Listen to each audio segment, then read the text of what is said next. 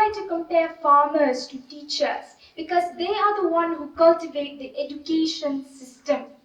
So, you know, talking about teachers, they impart wisdom and knowledge. They instill us with values that will stay within us or be carried generation after generation forever. Talking about wisdom and knowledge, I would like, it always comes to me of the ideals imparted by our principal. Ma'am has every day, every single day during the assembly, she would always impart words of wisdom, words of knowledge.